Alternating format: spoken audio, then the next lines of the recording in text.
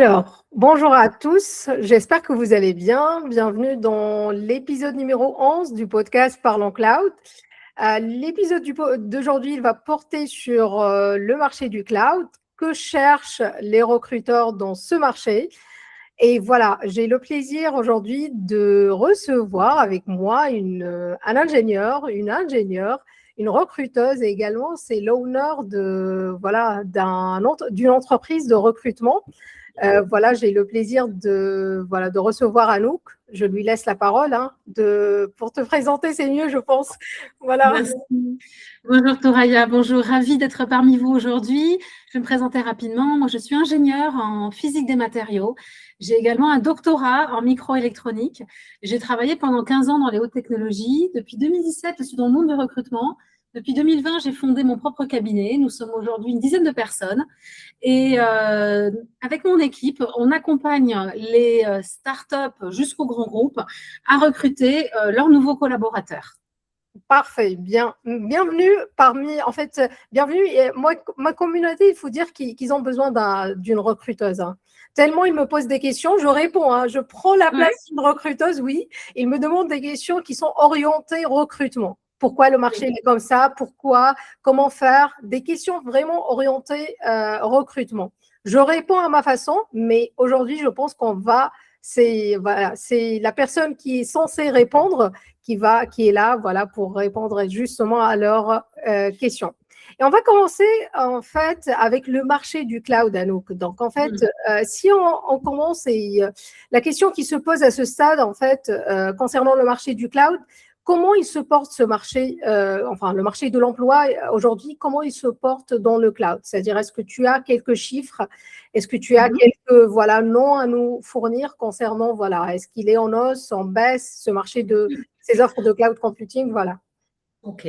Alors déjà, de manière globale, le marché du recrutement des cadres en France a connu des hauts et des bas. On a eu un grand stop autour de la période du Covid et ensuite on a eu des années euphoriques où toutes les entreprises se sont mis énormément à recruter en 2022-2023.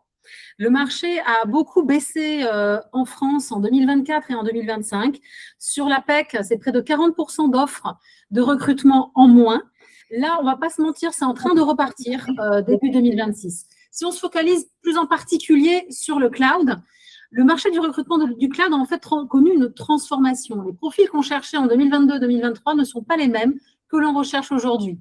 Avant, on recherchait spécifiquement des gens qui étaient pointus sur un grand provider. Aujourd'hui, il y a d'autres métiers dans le cloud. Il y a d'autres spécialités qui sont pénuriques et qui sont recherchées. Ça, c'est aussi à cause de la mutation et de l'évolution technique du métier. La plus forte demande, 90% des offres d'emploi sur le cloud, c'est les trois grands providers. C'est les AWS, Azure et GCP. Ensuite, 10% du marché, c'est le petit segment du multi-cloud ou du cloud hybride. Ça, c'est pour les grands chiffres. Ensuite, la raison pour laquelle les entreprises recrutent autant dans ce domaine et le changement qui s'est passé, la transformation du cloud, ça, c'est peut-être toi qui es la mieux placée pour y répondre. Exactement. En fait, moi, qu'est-ce que je dis? En fait, je dis que pourquoi le cloud est Léonos? Tout simplement parce qu'il y a différentes transformations qui opèrent au sein des entreprises. Donc, en fait, l'écosystème de l'entreprise n'est pas seulement on-prem, il est également sur le cloud. Aujourd'hui, on trouve même des environnements multi-cloud.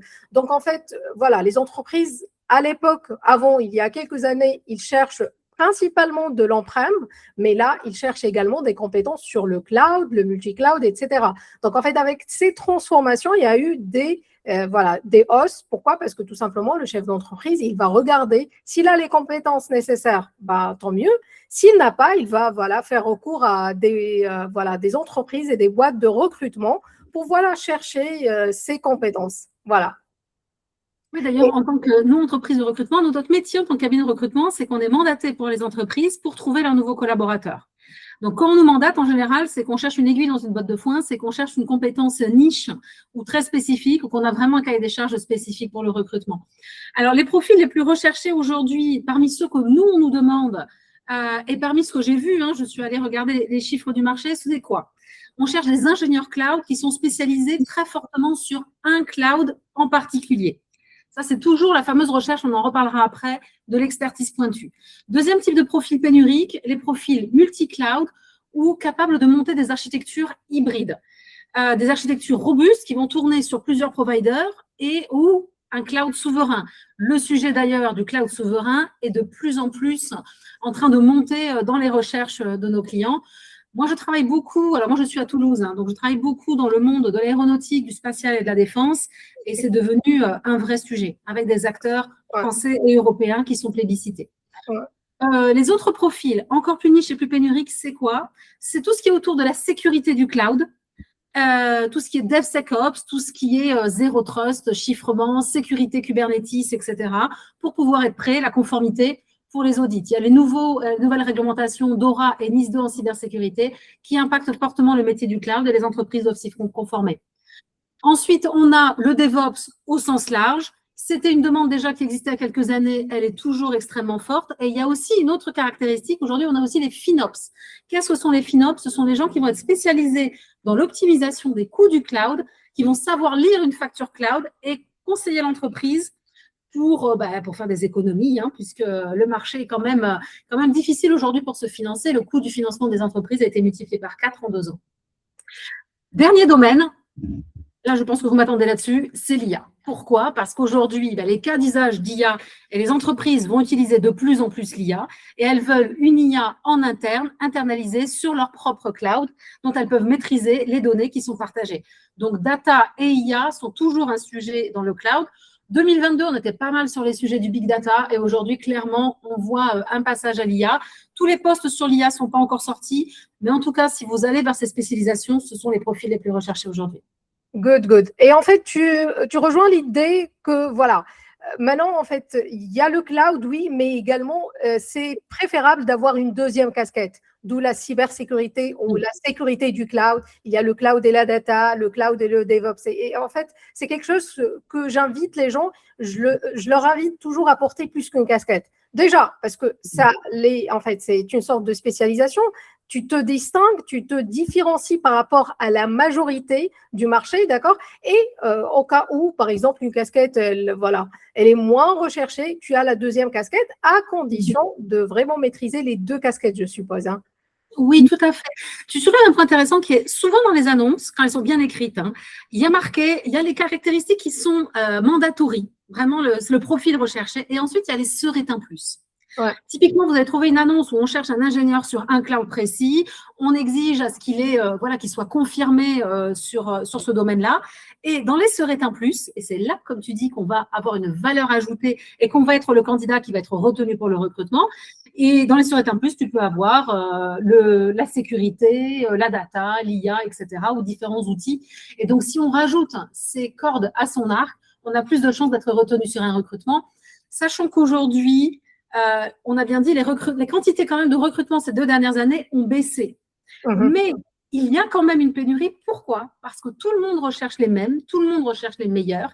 Et surtout, un peu en recrutement, c'est un petit peu comme nous quand on va faire les courses dans les magasins, on a envie d'acheter le meilleur rapport qualité-prix. Donc, si on peut choisir un ingénieur cloud qui, en plus, a d'autres caractéristiques et des cascades supplémentaires, l'entreprise sait qu'elle va investir dans cette collaboration et qu'il y aura une véritable plus-value avec ce recrutement. Exactement, on cherche le meilleur. J'ai bien apprécié cette expression, parce qu'effectivement, aujourd'hui, avec l'IA, en fait, les clients et même les recruteurs, les boîtes de recrutement sont en train de repérer les bons consultants. Pas, juste les juniors ou non, des consultants avec vraiment des compétences avancées. Et voilà, maintenant, si on passe parler des profils, Anouk. Donc, en fait, j'aimerais bien que tu nous parles déjà, j'aimerais bien qu'on parle du profil junior et profil confirmé, d'accord? Et voilà, comme je t'ai dit, en fait, je suis contactée par des juniors depuis le lancement de ma transformation, le programme de transformation de devenir ingénieur architecte cloud Azure. En fait, il y a des demandes, ils me disent quoi, les juniors? Ils me disent, on a des difficultés à trouver notre premier job. D'accord, ils nous disent que ils stagnent, d'accord. Et j'aimerais bien savoir, est-ce que c'est difficile pour un junior aujourd'hui de trouver sa mission? Oui, c'est difficile. Le marché est difficile. Encore une fois, ça, c'est les chiffres de l'APEC. 60%, donc plus de la majorité des annonces de l'APEC, visent les profils 6-10 ans, ce qu'on appelle les confirmés. Ceux qui ont déjà une première expérience dans leur métier et qui ne sont pas encore trop chers. Et les annonces pour les juniors se sont raréfiées. Les délais aujourd'hui pour atteindre le premier emploi pour un ingénieur sorti d'école d'ingénieur, pour la première fois depuis 5 ans, sont repassés au-dessus des 8 mois. On est sur du 12-18 mois, c'est possible de nouveau aujourd'hui. C'était le cas il y a 20 ans, c'est de nouveau le cas aujourd'hui. Il faut prendre son mal en patience. Alors, pourquoi cette situation ? Parce que déjà, les juniors sont en concurrence avec l'IA dans beaucoup d'entreprises. Il y a des tâches qui étaient dédiées aux juniors qui maintenant peuvent être automatisées avec l'IA. Ensuite, comme je disais, le marché se tourne vers les profils confirmés, un petit peu ce que moi j'appelle les profils plug and play. On embauche la personne et on peut directement l'utiliser et exploiter ses compétences. Un junior, ça apporte plein de choses, mais c'est un coût parce que le junior, entre le moment où il arrive et le moment où il aura 3 à 5 ans et il sera à pleine compétence et pleine capacité, il va y avoir un accompagnement de l'entreprise.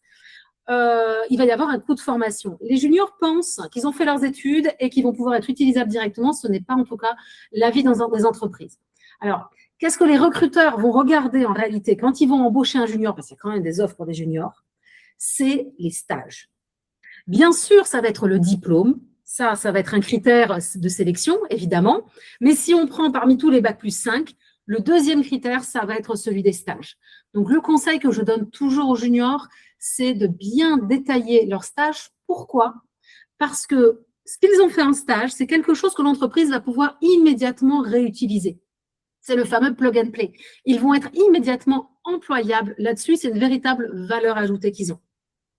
D'accord. Et en fait, concernant les compétences, est-ce que tu les encourages à monter en compétences de leur côté également ? La curiosité, la veille technique, ça c'est la qualité de tout bon ingénieur. Je dis souvent ce qu'on attend d'un ingénieur, la base. La raison pour laquelle on fait ses études et pourquoi on fait tous ces exercices de maths, c'est pour tester 2 choses, notre capacité d'analyse et de synthèse. Ça, c'est la base, c'est l'attendu. C'est ce que tout le monde doit avoir, ce n'est pas une option. Mais les compétences qui sont vraiment un plus, c'est curiosité et veille technique. Aujourd'hui, il y a beaucoup de choses qui bougent, beaucoup de choses qui changent et qui évoluent. Ce sont des métiers où ce qu'on a vu à l'école il y a 1 an ou il y a 2 ans ne sera pas forcément à la page aujourd'hui. Il faut se former en continu. En fait, il faut rassurer déjà le recruteur, il faut rassurer le client que voilà, on peut répondre à votre besoin. C'est vrai. Hier, j'ai eu un candidat, je lui pose une question. J'ai un besoin client pour un profil confirmé, pas un junior. Mais je discute avec ce junior et en discutant avec lui, c'est vraiment un truc très, très précis que je cherchais. Je lui demande, il me dit « Ah oui, mais ça, je l'ai vu à l'école et je l'ai vu en stage. » Et c'était marqué nulle part sur son CV. Donc, je lui dis « Maintenant, tu me rajoutes cet outil, cette compétence, tu me le détailles, tu me dis concrètement ce que tu as fait et moi, je vais faire mon travail, te décrocher un entretien et te donner l'occasion de dialoguer avec l'entreprise. » Car c'est ça le plus important, c'est de se rencontrer. Ouais. L'écriture du CV, même, elle peut faire l'objet d'un autre épisode, hein, si on veut. Et on va arriver en fait au CV. Mais j'aimerais bien, avant le CV, les compétences, j'aimerais bien également présenter le profil confirmé. Déjà, comment il est distingué ce profil? Est-ce qu'il fait lui aussi des erreurs? Est-ce qu'il fait des erreurs? J'espère qu'il a subi des échecs. Il y a 3 types de profils. Alors, côté recruteur, là, je me mets dans la peau du recruteur. Moi, je suis un cabinet de recrutement, je suis un intermédiaire. Mais mes clients sont les recruteurs, c'est eux qui embauchent. Eux, ils voient 3 types de profils. Donc, les juniors, ce sont les jeunes diplômés. On est junior jusqu'à 1 à 2 ans d'expérience. Première catégorie. Deuxième catégorie, les profils confirmés qui ont une véritable première expérience. Donc, dès 3 ans, 5 ans d'expérience, on a un profil confirmé. Et je distingue les profils seniors, c'est-à-dire ceux qui ont plus de 15 ans d'expérience, parce que là, c'est une problématique encore à part. Pourquoi ? Parce que on va rechercher une meilleure qualité-prix et que plus on monte en seniorité et en expérience, plus on va coûter cher sur le marché de l'emploi. Donc, si je me focalise en tout cas sur les profils confirmés, ceux qui aujourd'hui ont des compétences pertinentes, ont validé ces compétences dans différentes entreprises ou différents emplois ou différents projets, sont employables immédiatement, c'est aujourd'hui la majorité des annonces d'emploi. Ce sont eux, en tout cas, qui ont tout en main et ce sont les profils que tout le monde vient rechercher. J'ai discuté ce matin avec un client, demandé aussi mon avis sur le marché de l'emploi parce qu'il s'inquiétait un petit peu. Il me dit, on met des annonces et on ne trouve pas la bonne personne. Et moi, je vois les candidats qui me disent, je réponds à des annonces et on ne me propose pas d'entretien. Parce qu'en fait, le marché s'est énormément focalisé sur ces profils confirmés et tout le monde cherche les mêmes personnes. Et donc, en fait, on génère une pénurie. En tout cas, si vous êtes dans cette tranche d'âge des 6-10 ans, vous avez toutes les cartes en main. Je mets juste un bémol. Quand on dit un profil confirmé, Ce n'est pas, par exemple, quelqu'un qui a fait 2 ans sur quelque chose, puis 2 ans sur un autre cloud, puis 2 ans en DevOps, puis ensuite 2 ans sur autre chose, etc. Un profil confirmé, c'est vraiment quelqu'un qui a au moins 5 ans d'expérience sur un même domaine, sur une même expertise et qui a vraiment validé la casquette. Ouais. Voilà. C'est ça qui est recherché aujourd'hui sur le marché. Effectivement, donc il faut vraiment signifier chaque compétence qu'on met en fait dans le CV. Il ne faut pas mentir sur son CV. Ah non, il ne faut pas mentir sur son CV. L'erreur que peuvent faire les profils expérimentés, c'est d'être trop généralistes, en tout cas sur leur CV. C'est de ne pas aller, de montrer… il y a une différence entre être généraliste et être multi-expert. Si vous avez plusieurs expertises, plusieurs casquettes, comme tu me le nommais, il faut bien les citer et bien les détailler et qu'on les retrouve bien dans les expériences professionnelles. Ce que je veux dire aussi, c'est qu'il ne faut pas… je vois des fois des candidats, on va parler du CV, mais des fois des compétences, enfin un peu la boîte à tout. On met plein de compétences et on regarde le CV, il y a absolument tous les clouds, il y a tout. Il y a tout, il y a de la sécurité, il y a de tout. Et quand on regarde ensuite les différentes expériences professionnelles, on ne retrouve pas ces éléments. Et on se dit, OK, il a tout mis, mais où est-ce qu'il a mis ça en œuvre? Et c'est ça que le recruteur va aller regarder. C'est où est-ce que vous avez mis en œuvre ces compétences et quelle est véritablement l'expérience que vous avez acquise. Pourquoi?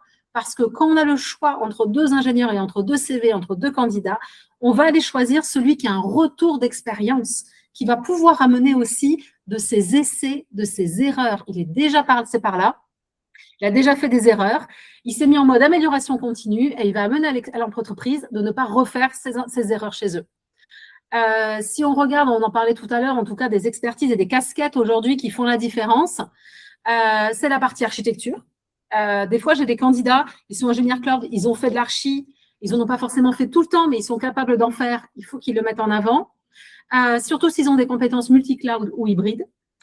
La sécurité, ça c'est impératif. J'ai même vu des profils que je connaissais avant, ils étaient architectes cloud. Maintenant, vous regardez leur profil sur LinkedIn. Maintenant, ils disent qu'ils sont cloud cyber security engineer. Ils se sont focalisés là-dessus. C'est une de leurs casquettes, c'est une de leurs cordes à leur arc. Et ils ont décidé de tout miser là-dessus pour sortir du lot.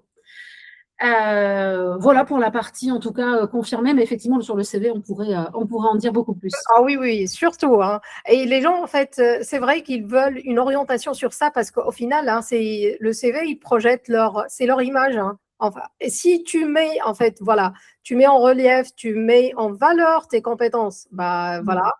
Il y a également des consultants, je pense, qu'ils savent pas se mettre en valeur. C'est-à-dire, ils ont travaillé même dans des contextes cloud, mais non, c'est-à-dire, lui, s'il a fait de la data, il va parler seulement de la data. Et ça, c'est une mauvaise chose. C'est-à-dire, s'il ne parle pas vraiment de tout l'écosystème, de tout le projet, eh ben, je pense qu'il est en train de perdre des points. Hein. Voilà. Oui. On peut en parler si tu veux. On va avancer sur ce qu'on pouvait parler après. Comment structurer son CV? Moi, ce que je dis tout le temps, c'est qu'on va parler de son expérience professionnelle. Donc, on va dire, j'ai passé 7 ans dans telle entreprise. Mais ce n'est pas ça qui est intéressant pour le recruteur. Ce qu'il veut savoir, c'est que dans cette entreprise-là, vous avez éventuellement travaillé sur plusieurs projets. Et c'est évident qu'en 7 ans, vous avez vu plusieurs choses. Donc, moi, ce que je dis souvent, c'est on va parler d'expérience professionnelle, mais ensuite, on va découper ça en projets. Et sur chaque projet, il est important de bien comprendre ce que c'était le projet. Peut-être une migration Azure dans tel contexte, multi-pays, multi-filiales, etc. Il y avait peut-être des partenaires ou des sous-traitants également à emmener, etc. Vous racontez le projet. Ensuite, vous allez lister les tâches que vous avez faites. Et là, vous allez mettre des verbes d'action. Moi, je ne veux pas connaître ce que les autres dans le projet ont fait. Je veux connaître vraiment ce que vous avez fait. Si vous avez architecturé, si vous avez dirigé, si vous avez géré des exigences, si vous avez piloté des réunions compliquées, si vous avez mis à jour des risques, levé des risques, c'est du concret qu'on va aller chercher. Ouais. Oui. Des challenges. Des challenges. Ah oui, alors ça complètement. Souvent aussi, il y a une chose, les commerciaux savent bien faire ça sur leur CV, ils rajoutent une ligne résultat. Et on peut mettre ça, résultat. C'est-à-dire, par exemple, une réduction des coûts, si vous êtes FinOps. Résultat, un challenge, une difficulté. Moi, des fois, je dis un échec. On a testé ça, on l'a abandonné, ça a été un échec parce que là, on sait qu'il y a quelqu'un qui aura appris de cet échec-là et qui va amener cette expérience dans l'entreprise. Mettre les résultats. Et la dernière chose, là, c'est un petit truc tout con, mais c'est pour aider les recruteurs. Mettez l'environnement technique de ce projet dans cette entreprise. Et là, vous mettez tous les mots-clés que vous voulez. Parce que les recruteurs, quand ils vont chercher votre CV, ils vont chercher avec des mots-clés. C'est tout bête, mais s'ils cherchent un mot-clé Azure, votre CV va plus ressortir avec les systèmes de recherche si le mot-clé il apparaît plusieurs fois dans votre CV. Ensuite, quand le recruteur va lire rapidement votre CV, s'il voit qu'il y a plusieurs projets où vous avez mis en œuvre ce même cloud, eh bien, en fait, il va se dire que vous avez plus d'expérience. Ce n'est pas uniquement parce que vous l'avez mis en haut dans vos compétences, il va en déduire lui-même naturellement le poids de cette casquette, de cette compétence dans votre CV. Et vous allez surtout lui faciliter la vie. Parce qu'il ne faut pas oublier que les recruteurs ne sont pas des techniques. Eux, ils ne vont pas comprendre ce qui n'est pas écrit. Des fois, je discute avec des candidats, ils me disent « Ah oui, oui, j'ai fait ça, comme tu dis tout à l'heure. Oui, oui, j'ai fait du big data, mais bon, oui, bien sûr, il y avait du cloud, il y avait ci, il y avait ça, et bien sûr, il y avait de la sécurité, etc. » Et en fait, c'est pas marqué. Ouais. Le recruteur, il ne peut pas deviner, et il faut voir que le recruteur, il n'est pas technique. Ouais. Et ensuite, pour le conseil que tu l'as donné tout à l'heure, bien sûr qu'il faut éviter les mensonges. Moi, je préfère un CV propre, bien fait, où le candidat, il dit clairement les tâches qu'il a faites, parce que sinon, il va être embauché pour de mauvaises raisons. Il va y avoir peut-être une période d'essai qui va être cassée et au final, personne n'est gagnant. Le candidat, il va avoir une expérience qui va être très courte sur son CV et qui va quelque part va se tirer une balle dans le pied.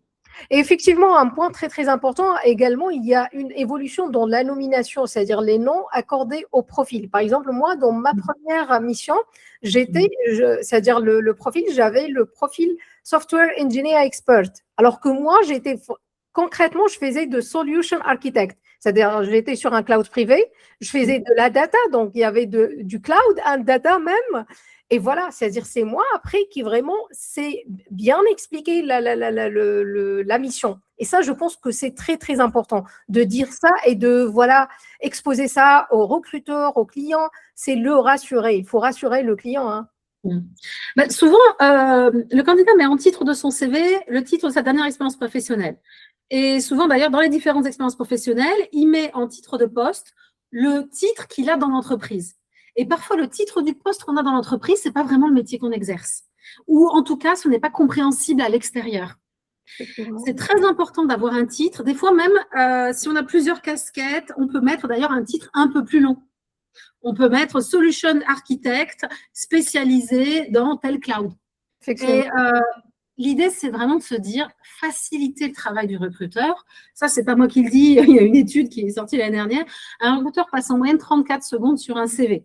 En plus, aujourd'hui, votre CV va être lu par des ATS dans lesquels il va y avoir des IA de filtrage qui vont essayer de regarder le matching entre votre profil et le profil recherché. Et bien sûr que le titre de votre CV va avoir du poids parce que les machines ne sont pas capables d'interpréter en fait un CV. Et le recruteur, encore une fois, on le disait, il n'est pas technique. Donc, facilitez-lui la vie. Également, s'il y a des compétences que vous avez, mais aujourd'hui, vous ne voulez plus travailler dans celle-ci. Moi, une fois, j'ai rencontré un candidat, je le contacte pour une expérience récente sur son CV qui matchait avec ce que je recherchais. Et on fait tout l'entretien et à la fin, il me dit « Ah, mais non, mais j'ai plus envie de faire ça, en fait. » Je lui ai dit « Déjà, cette expérience, du coup, il faudrait vraiment la raccourcir. Il faudrait mettre un titre, mettre une petite phrase d'explication pour dire quelle est votre recherche actuelle. Parce que quand un recruteur vous contacte et que ce qu'il vous propose, c'est pile poil votre recherche actuelle, vous allez arriver directement sur le dessus de la pile. Soit ils vont vous approcher en direct, soit en tout cas, si vous postulez, vous allez ressortir du lot. Absolument, absolument. Et maintenant, en fait, avant de finir, j'aimerais bien qu'on fait un petit passage sur les salaires. Surtout qu'Anouk, en fait, elle est basée sur Toulouse. Il y a une petite différence dans le métier entre Paris et Toulouse. Toulouse, elle est connue, comme tu viens de le dire, par l'aéronautique et également le spatial. Donc voilà, il y a une petite différence entre les deux marchés, on va dire. Oui, tout à fait. Moi, quand je publie régulièrement des baromètres de salaire. Et je publie un baromètre de salaire, les juniors, les confirmés, les seniors. Je précise le nombre d'années d'expérience. Mais surtout, je rajoute des fourchettes et je rajoute une page et j'explique comment être en haut de la fourchette. Qu'est-ce qui justifie qu'on peut demander le haut de la fourchette? Parce que si on met par exemple une fourchette de junior, alors pour l'Occitanie, c'est le cas, c'est 36-42 cas, qu'est-ce qui fait que je peux demander 42 cas et que je peux prétendre à 42 cas et pas à 36? Voilà. Qu'est-ce qui va faire la différence? Eh bien, si on prend pour un junior, ça va être évidemment le diplôme. Si vous êtes d'une grande école d'ingénieurs groupe A, les niveaux de salaire seront plus élevés, notamment dans les grands groupes qui ont des grilles de salaire en fonction des écoles. Si vous avez un GitHub actif, si vous avez une expérience ou des stages à l'étranger, vous allez pouvoir être dans le haut de la fourchette. Et ça va s'appliquer à peu près pour tous les profils. Si on parle des confirmés 5-8 ans, Dans la région toulousaine, on est sur du 55 à 70 cas. Pareil, on peut avoir un boost si on a une expérience sur les clouds souverains, qui sont en ce moment les plus recherchés, qui sont les plus pénuriques. On peut avoir un boost également si on a une expérience internationale, si on a un très bon niveau d'anglais. Et ensuite, il y a des choses structurelles qui font que de toute façon, les niveaux de salaire sont 10% plus élevés que les fourchettes que je donne habituellement. Les grands groupes internationaux, et notamment les grands groupes américains, payent plus que le marché local. Vous avez également les scale-up. Alors, qu'est-ce que c'est une scale-up? C'est une start-up ou une société, en tout cas, qui est à très fort développement. Ils ont levé des fonds, les fonds sont rentrés et ils doivent montrer aux investisseurs qu'ils sont capables de suivre le plan de recrutement qu'ils ont prévu. En général, quand on lève des fonds, c'est pour recruter derrière. Hein. Donc, ils ont dit, on va embaucher 100 personnes sur 2 ans. Ben, il va falloir être une machine de guerre pour les embaucher. Comment faire ça? Il va falloir être un petit peu au-dessus du marché. Ces sociétés-là vont également proposer des salaires plus attractifs. Et enfin, évidemment, l'Île-de-France. Les salaires sont plus élevés en Île-de-France par rapport à la province. D'accord. Et en fait, un point très important, Anouk, parce qu'il y a des consultants qui cherchent également le freelance. Cette prestation, ce genre de prestation, tu le fais également, hein?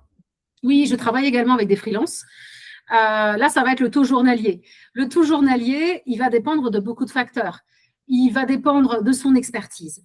Des fois, ce qu'il faut se dire aussi, c'est que le niveau de salaire en CDI, le niveau de salaire en freelance, c'est pas pareil. Parce qu'en fait, le freelance, déjà, il va prendre plus de risques, hein, donc il ne sera pas payé quand il sera en intermission. Et tout le monde ne peut pas se lancer freelance. L'autre jour, j'avais un candidat, il avait un profil trop généraliste. Il avait fait un peu de tout. Et malheureusement, ce n'est pas ce qui est recherché sur le marché. Aujourd'hui, ce qui est recherché, en tout cas en freelance, on va vouloir un freelance pour venir faire une opération coup de poing, pour venir intervenir sur un projet en tant que référent, pour pouvoir débloquer une situation, on va vouloir, encore une fois, obtenir le meilleur de lui. Les clients vont peut-être être prêts à payer des bons tarifs. Hein. Un freelance dans le cloud expérimenté, on va être entre 600 et 800 euros jour, hein, voire plus. Ce sont des profils bien payés, il n'y a pas de souci là-dessus, mais uniquement s'ils ont une très forte expertise. Ce qui va être important aussi, c'est par rapport au secteur d'activité. Typiquement, si vous pouvez travailler dans la défense ou si vous avez déjà été habilité, votre CV aussi va ressortir du lot parce que pour avoir une habilitation, ça va prendre 8 mois. Donc là, vous serez tout de suite employable. Des petites choses comme ça qui vont ressortir également. J'ai un client la dernière fois qui cherchait impérativement quelqu'un qui avait travaillé dans un grand groupe américain, un grand groupe international qui était capable de dialoguer, de faire des conf calls avec des personnes en Chine, à l'étranger, de diriger ces calls, d'avoir un très gros niveau d'anglais, mais aussi qui connaissait les différences culturelles. C'était un petit plus. Et quand on a ce type d'expertise, effectivement, on va pouvoir se lancer freelance et on va ressortir du lot. Ah, je confirme, hein, il faut avoir ce profil international en termes de langue et également en termes de compétences. C'est-à-dire que tu sois sur une mission en France ou que tu sois sur une mission en Angleterre ou bien aux USA, il faut vraiment travailler avec la même performance. Ça, c'est très, très important. Et voilà. Oui, allez-y. Non, il y a plein de choses. Les stratégies pour progresser, pour faire évoluer son salaire, pour pouvoir… Moi, souvent, ce que je dis, c'est qu'on est déjà en poste et qu'on envisage de changer de poste. Il faut commencer à préparer ce changement dans le poste où on est actuellement. Comment préparer ça? Il faut se former. Si votre niveau d'anglais n'est pas assez bon, allez prendre des formations. Il faut se spécialiser, donc soit en allant prendre des formations supplémentaires avec le CPF, etc. Il y a plein de choses aujourd'hui qui sont possibles. On n'a pas parlé des certifications. Moi, c'est une question qu'on me pose souvent. J'ai fait une vidéo l'autre jour dessus. Certification un plus ou pas? Ma réponse là-dessus, c'est souvent c'est oui et c'est non. La certification, ça va apporter un plus. Ça va montrer que vous avez les compétences théoriques et que vous les avez validées, et en tout cas que vous avez fait tout le travail pour progresser là-dessus. Par contre, si vous n'avez pas utilisé cette compétence dans un contexte réel, boulot, dans le privé, dans le travail, vous n'allez pas pouvoir en justifier. Donc, la certification, c'est un plus, mais ça ne suffit pas, il faut avoir l'expérience qui va avec. Donc, il faut continuer de faire de la veille technique, il faut continuer de se former, il faut continuer d'être curieux. Et il ne faut pas hésiter aussi à se mettre en avant sur les réseaux sociaux, sur LinkedIn, etc., pour montrer sa compétence. Aujourd'hui, les recruteurs utilisent beaucoup les réseaux. C'est comme ça qu'on s'est rencontrés ensemble, Touraya. Oui. Voilà, Et Notre votre première aussi beaucoup. discussion, enfin la première discussion avec Anouk, je me rappelle, hein, c'était sur le quantum. Et on va peut-être y arriver, hein, voilà, quand on parle de cybersécurité plus tard, quand on va parler de la cybersécurité, je pense qu'on peut aborder ce genre de sujet. Mais effectivement, on a commencé sur un sujet technique, hein, de voilà cryptage, décryptage de passwords. Donc, mais c'est comme ça, oui, qu'on se rencontre. Hein. Bah, je suis ingénieure en physique des matériaux. Moi, j'ai étudié la quantique à l'école. Et effectivement, aujourd'hui, les ordinateurs quantiques vont tout débloquer. Parce qu'on n'a plus le 0 ou le 1, on a tous les états entre le 0 et les 1. Et on peut être 0 et 1 à la fois. Donc, quand il calcule, il vient calculer toutes les probabilités en même temps. Donc, oui, la puissance de calcul, elle est gigantesque. Aucun password ne résistera. Mais effectivement, on s'est rencontrés sous un poste. C'est tout bête, mais si votre profil LinkedIn ne colle pas avec votre CV, c'est une erreur. Il va falloir vraiment le travailler. Les recruteurs vont énormément sur les profils LinkedIn vérifier. Et s'il y a une incohérence entre les deux, ça va jouer entre votre défaveur. Donc, n'hésitez pas à faire un beau profil. Effectivement, je confirme et merci beaucoup à Anouk pour toutes ces informations et ces conseils. Hein. Voilà, si tu as un dernier mot où ils peuvent te retrouver, voilà, voilà. Sur LinkedIn. Oui, vous pouvez me retrouver sur LinkedIn. Je publie toutes les semaines des baromètres de salaire. Là, j'ai prévu d'en faire également des déclinaisons. Je publie toutes les semaines aussi des vidéos de conseils. J'ai fait des vidéos spécifiquement pour les juniors parce que c'était pas mal demandé. Si vous avez des questions particulières, n'hésitez pas. Je réponds en vidéo. J'ai une chaîne YouTube aujourd'hui où il y a deux casquettes. Il y a ma casquette ingénieur où j'accompagne les freelances à s'installer à leur compte, donc ingénieur et freelance. Et j'ai également tous les shorts sur les conseils pour l'emploi, plutôt orientés CDI cette fois-là, donc sur YouTube. Et puis papontons et retrouvons-nous sur les réseaux, c'est là que ça se passe. Exactement. Donc, voilà. Donc, ils ont l'adresse. Et maintenant, je te remercie et je te dis à très bientôt hein, dans un autre sujet. Et voilà, pour nous donner plus de conseils. Voilà. Merci beaucoup. Merci à toi, Toria.